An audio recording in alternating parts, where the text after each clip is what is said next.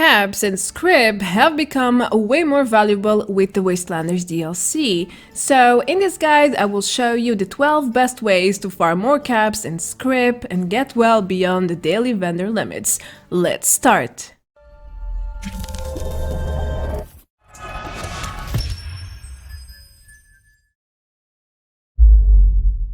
Hello everyone, welcome back to another Fallout 76 video. I have been working on a new guide with the best strategies to farm as many caps and Scrip as you want.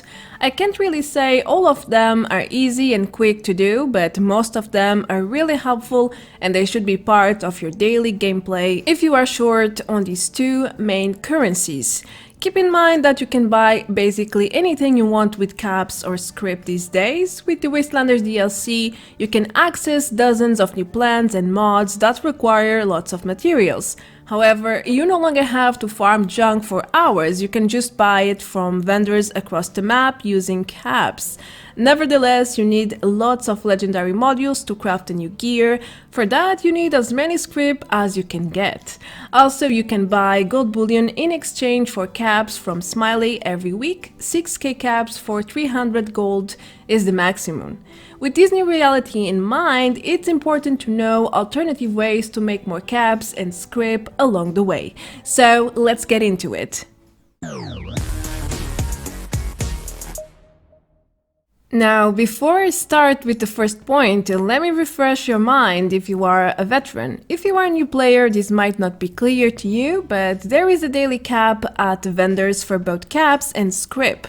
In general, most vendors have a shared daily limit of 1,400 caps per day, and you can get a maximum of 150 Scrip by scrapping legendary items into the legendary machines.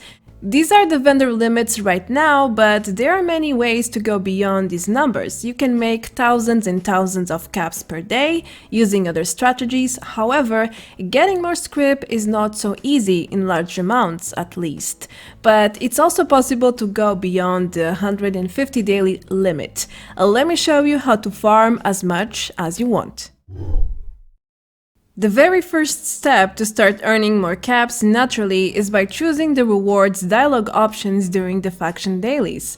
For one reason or another, you are most likely doing them every day, right? If you haven't maxed out your faction reputation, or if you just want some easy treasury nodes, then you should really do the 3 faction quests every single day. However, if you want to earn more caps, you should pick the rewards options instead of the reputation ones. You basically choose between sacrificing rep for rewards or rewards for reputation. Offering or donating options will give you more reputation, and the first 1 or 2 options give you the most rewards. It's a general rule for all the faction dailies, really. For the Davenport daily though, just return the pictures to him for the max rewards. Anyway, once you max out your reputation with the settlers and the raiders, you should switch your dialogue answers in order to get as many caps as possible. Remember that a few caps more per quest per day makes a lot of difference at the end of the month. Dailies are definitely the best way to farm extra caps and Scrip at the same time, but you should focus on the high-level daily quests instead. Unless you have plenty of time to play, then you can go for the low-level ones as well. Anyhow, I usually do the dailies in the Mire and the Cranberry Bog regions, such as Queen of the Hunt, Heart of the Enemy, Idle Explosion, Copa Squatter, and Waste Not. These are my favorite ones, and you get around 100 caps, give or take, and 7 or 8 Scrip per quest. The best part is that they are quite easy and quick to do, so you end up with hundreds of caps and some dozens of extra Scrip in no time. Doing other region dailies will also reward you with these 2 currencies, but the values are way inferior. Make sure to use your Pip-Boy under Data then Daily to see the daily quests you can do at the time and which ones you want to go for that same day. One of my favorite methods to farm legendary items and caps right now is by doing the Wastelanders event riding shotgun. Now keep in mind you must start this event yourself, or well, a player must start it, otherwise the event won't become active ever. Also, this event has a 1 hour cooldown and you can simply server jump to try and find it active in other servers, which means you can do it many times per day without much effort. Now, I have a complete guide on this event, so if you have no idea what to do or how does it work, even about the rare rewards, then feel free to check it out. In the end, you can get 120 caps per event if you collect all the supply boxes, and you can collect all the enemy weapons and junk around to quickly sell it to the vendor at the exit of the tunnel. Plus, you get to farm legendary items too, and if you get repeated rare plants, you can sell them to other players very easily. So this is the ultimate strategy to farm caps and several other things at once, in a very easy way. I do this event as much as I can, and you should too. The Scorched Earth event never gets old. Even with the Wastelanders DLC live, this public event is by far one of the best in terms of rewards. Now, I know that doing silo runs is boring and time consuming, but you don't have to necessarily do them all the time. To start with, make sure to join the event whenever you see it, without delay, or server jump and look for people at the silo locations. That means they are doing a silo run and they will most likely nuke the prime fisher, but make sure to join beforehand. I would go as far as recommending you to use caps to fast travel while the nuke countdown is still going on. Why? Because nowadays Scorched Beast Queens go down insanely fast, and most of the time the servers have a huge delay, which means your late hits won't register and then you will lose most of the rewards. The queen won't drop anything for you, and the event rewards will only give you 4 treasury notes and a random 2 stars legendary armor piece. That's it. This happens to me almost every time I join late. If this happens, you will miss out on 200 caps, stable flux, ultra sight, and a random legendary item. So best to join early and assure your full rewards. Alright, this strategy should be familiar to some of you since I have a complete guide on how to farm a Megasloth already. And until this very moment, farming this type of creature is one of the most effective ways to farm caps and screws, which can be sold to other players very easily. We all need screws to craft most of the new and old items, even lots of mods require screws.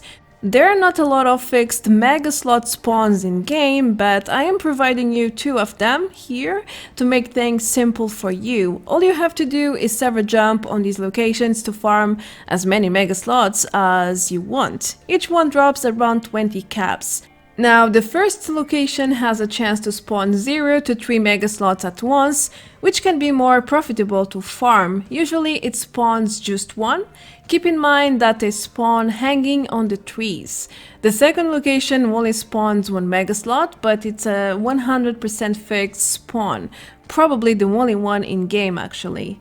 There is no limit to this farming strategy, so you can make as many caps as you would like. Keep in mind you can also farm other creatures such as hermit crabs. I have a route guide showing you where to find several of them in the mire. So if you are bored of the Megasloths, you have an alternative, that's for sure. The exact same strategy applies to some cryptids like the Grafton monster, which also have several fixed spawns across the map, such as the ones around Charleston. There are also a few in the Toxic Valley. These spawns are quite popular though, lots of people know about there and go here to farm the Grafton monsters, which might result in you finding empty spawns while server jumping and so on. Other than that, this method works like a charm.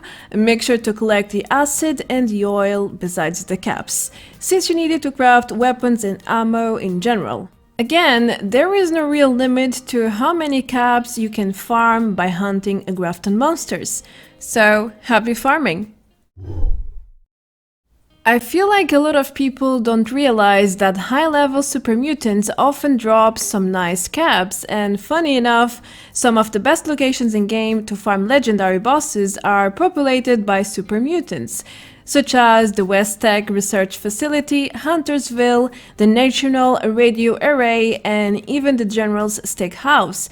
So you can basically farm both at the same time, caps and legendary items, while choosing to farm such locations, of course. Sure, they don't drop that many or every single time. Normally they drop 4 to 7 caps each, but that stacks up very easily, especially in West Tech or in locations where you can find dozens of enemies in a very confined place. Moreover, you can server jump and repeat the process in the same location if you really like a particular one. So go ahead and farm as many as you wish. Okay, another great way to get lots of caps and scrip is by doing your major allies quest lines. This method is limited, but if you have several characters, this is a nice one to get a quick boost. We currently have 2 of them, Beckett and Commander Daguerre, and each one of them can offer you about 15 quests each. Now, each quest always gives you around 50 to 100 caps and 6 to 8 scrip, just like a high-level daily quest, which means you can get quite a lot from just doing their quest lines. Keep in mind that companions also offer you an easy daily quest, and you can always get a random legendary weapon from it, which is often a 2 or 3 stars. I call it free scrip, don't mind if I do. Anyway, remember, all 5 companions have a shared daily quest cooldown, so you can only do 1 per day, regardless of how many companions you have. Something else I feel like most people don't know about is the fact that completing any quest in a team generates free income for the other team members. It works for daily quests as well, in case you are wondering. So if you party up and everyone in the team does their dailies at the same time, you could end up earning hundreds of caps in a very short period of time. As shown in the footage, the generated income depends on the completed quest and on how many players there are in the team. My extra earnings generally bounce from 8 to 20 caps per quest done by a teammate, and that's amazing. It really stacks up, especially now that most veterans are doing their faction and normal daily quests. So the next time you play, maybe it's time to start teaming up, don't you think? Well, another great way to collect hundreds of caps at once is by nuking the overgrown Sunday Groove, while nuking the Prime Fisher too. Don't forget that. Nuke both at once. This way you can start a Scorched Earth event and you can get a chance to find the Wendigo Colossus, a new boss introduced with the Wastelanders DLC. He has a very low chance to spawn, about 6% only, but when he does, well, he's fairly easy to kill and he can drop a lot of caps and a random legendary item. I have managed to loot 300 and 500 caps from him recently. However, his normal loot seems to be around 200 caps per death. Nonetheless, this could be a small extra for you right after each queen fight. Don't forget to check the Red Forest. I have a complete guide on this one as well, in case you want to learn more about how to spawn and fight the Wendigo Colossus. Good luck!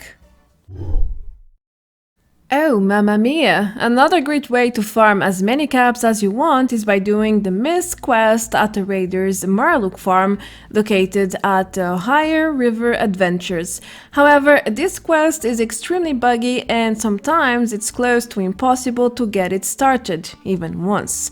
If you manage to go past all the bugs, then you can ask Fishbones if he needs anything. Then you will be able to start the quest. All you have to do after that is to defend the water purifiers from low-level Marlooks. The rewards is some experience and 50 caps, as well as a very little Raider's reputation if you return to Fishbones.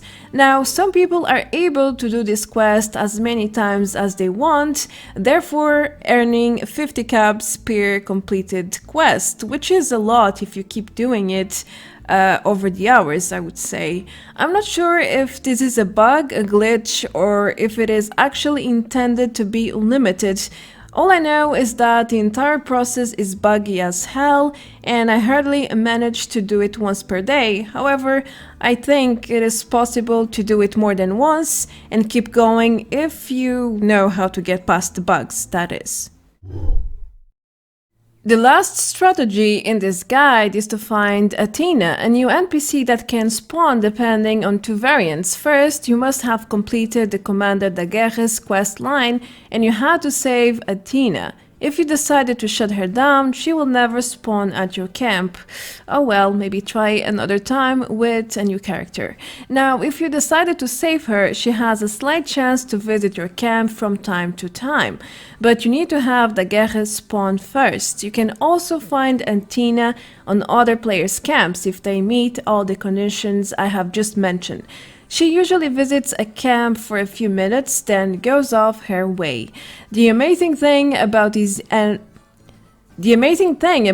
NPC is that she is some sort of hidden trader with her own daily cap pool of 1,200 caps. This means you can do an extra profit every day if you manage to find her. Now, you've probably noticed that Beckett also has an inventory. He shares the daily pool cap with Athena, except you cannot sell anything to him for some reason. Anyway, Athena is not so easy to find, and that's why this point appears at the bottom of the list. If you manage to find her almost every day, then you can do a lot more caps by just selling her stuff. But it's not that easy, at least in my opinion. These are the 12 best strategies to make more caps and Scrip while going beyond the daily limitations. Did I miss any major and legit strategies? Then let me know in the comment section below. Also, what are your favorite methods right now to farm these currencies? So far, mine are the daily quests and the riding shotgun event, as you probably noticed by now, especially because they are fairly easy and quick to do. Time is of the essence to me. I also do a lot of queens and I do farm Megasloths every now and then whenever I am short on caps. In the end, it's totally up to you to choose the strategies that you like the most. Anyway, that's everything for this guide. I hope you learned something new. Thank you for watching. Leave a like and subscribe if you haven't yet. You can also support me even further if you want. The links are always below the video. Well, I will see you guys and girls very soon in the next one. Until then, take care. Adios. Bye bye.